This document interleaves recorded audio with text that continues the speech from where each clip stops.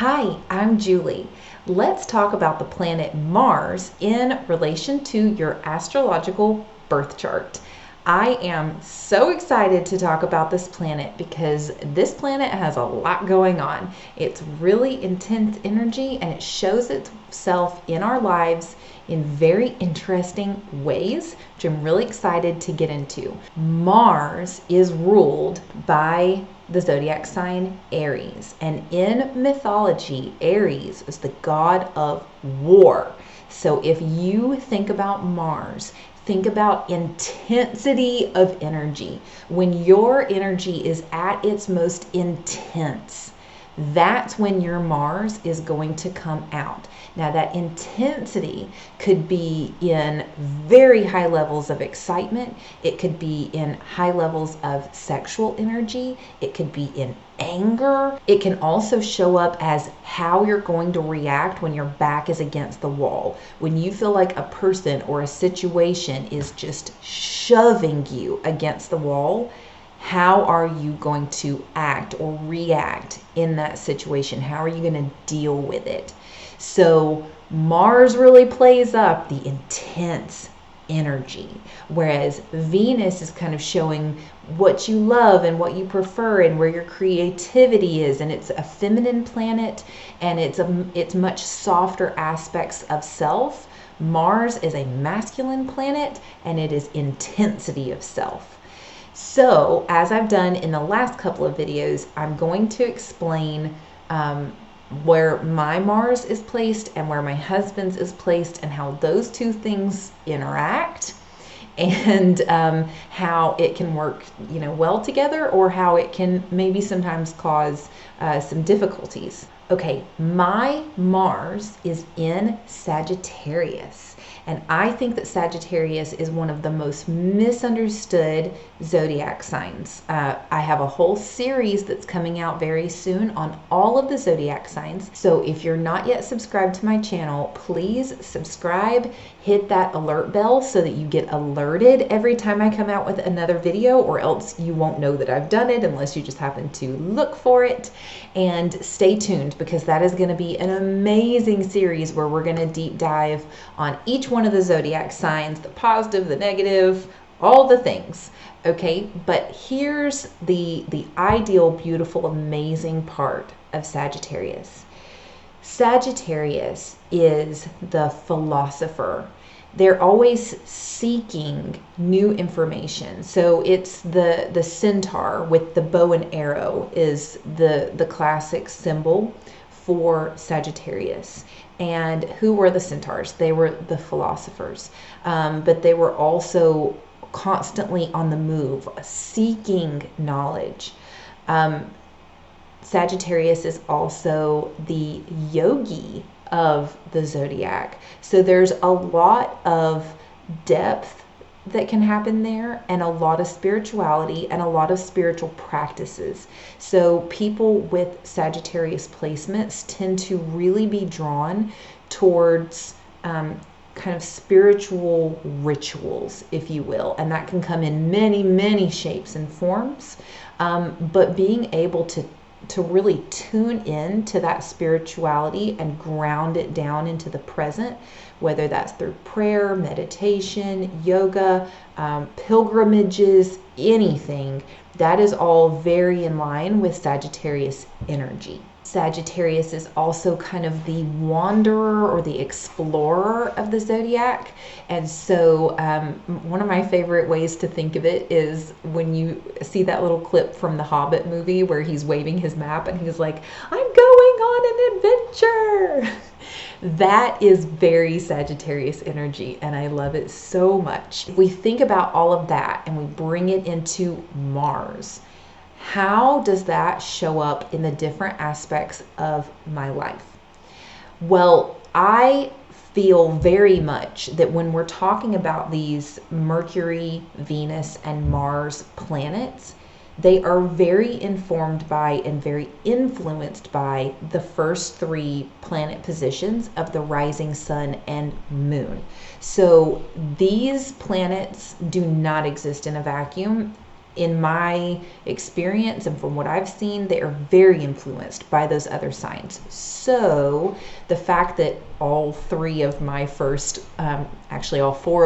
planets are all in Aquarius is going to really have an influence on the direction that the Sagittarian energy is going to go. If this is a little much, just hang with me. I try really hard not to get overly deep in these concepts, but Sagittarius can go one of two ways. Sagittarius can really go very inward and be lean more into that philosopher and yogic side, or it can be very outward focused of the adventure and the newness and let's do something and let's go somewhere and needing variety. And there can be such a spectrum that exists there. But those are the two prongs of that fork that tend to, Sagittarius energy tends to go. So the fact that I have so much Aquarius in my chart, which is very, very philosophical, very I know, very intellectual, very in the head, very ideal, very humanitarian, those sorts of things are going to play in this way when it comes to my Sagittarius in Mars. It's going to generally go more towards the philosopher and the yogic side than the adventurer side. I would very much say that if I had more like Leo or Aries or one of the fire signs in the first few of my planets, that Sagittarian energy in Mars would probably go a lot more in the action direction and a lot more in that like traveling the world, doing all the things, never spending a weekend at home, like going for it energy. So I think it's important to note that. So when I'm really angry, let's talk about that. If I am really, really angry, my go-to is to hightail it out of that space. I don't want to be in the same room as you. I don't even really want to be in the same zip code as you when I'm really, really mad about something. That was very problematic between me and my husband when we first got together, because when I got mad, I was like, I need space. I'm going to go grab a coffee. I wanted to get in my car and go somewhere. I just wanted to clear my head, clear my thoughts, kind of wanted to just work it out on my own and then come back when I didn't feel so nuts. So when it comes to the energy, when I'm feeling really highly energetic, I want to do stuff. Now, typically, because I have so much Aquarius in my chart and Aquarius is a fixed sign, I don't really like to go that many places. I like my routine. I like consistency. I'm very much a homebody. I'm like, I just want to do my thing. But every once in a while, when I get really high energy for who knows what reason, maybe I got really good news about something or had too many cups of coffee that day or who knows what, I'm like, let's go somewhere. Let's do something. Let's go to the park. Let's go to the pool. Let's go out to eat. Let's just go, here or there. And so that's very much that Sagittarian energy. When my energy is really high, I'm like, let's go somewhere. Let's do something. Let's have an experience. Now, on the other hand, if I feel like my energy is really intense, but like in an out of control kind of way, my way of dealing with it is to get way into that yogic aspect. I naturally want to go towards meditation and yoga to help regulate and ground that energy. I don't like that feeling of that just out of control, intense energy. And a lot of that Aquarius in my chart would reinforce that it's very messy. The Aquarius energy is to feel that being out of control and feeling out of control is messy. It's not ideal. We don't like it. How can we get rid of it? And so I do tend to I need to do some yoga. I need to meditate. I need to go stick my feet in the grass. I need to ground down because I don't like feeling this out of control. And I would say when it comes to very sexual energy, that Sagittarian energy can go one of two ways. It can be the adventurous, I want all the partners, all the experiences, all the whatever. Or it can go very much into the philosophical connection of if I don't feel a very if I don't feel intellectually connected to this person on a very deep level, then I have no interest in that whatsoever. And I would say I definitely fall into the second category. And again, I would say all of my Aquarius energy really reinforces that that would be the direction that I would want to go. So it makes a lot of sense. Okay, let's go through my husband's Mars placement, because again, it's very different to mine. I think it's very complementary in its own ways, but there are other ways where it's not necessarily super complementary. So let's go over that. Now, if you remember from the last video, my Venus is in Aries, which is a very, intense doing energy. And my Mars is in Sagittarius, which is also a very doing energy, but in a different way that we just talked about. My husband's Venus and Mars are both in Virgo. So that's interesting. But it's also really important to note that my husband's Sun and Mercury are in Libra, and his moon is in Capricorn. So it's a lot of thinking energy, a lot of grounded energy, a lot of considered energy. So when we look at this Mars in Virgo, it's really reinforcing that considered piece, because again, Virgo is going to be checking the list, looking at all the details, making sure that nothing is overlooked. And it's a very pure energy. It's very purely like, is this the right thing to do or not? If it is, we're doing it. If it's not, scrap it. And when it comes to sexual energy, Virgo is going to take the time to do the checklist first. So people with Mars in Virgo, when it comes to like sexual energy in a relationship, they're not just going to like partner up with a bunch of people. No way. Virgo is the virgin, right? They're not super open to that, not digging it. They want to get to know you first. They want to kind of go through that checklist. Are we actually compatible? Is this really a thing? Is it worth my time?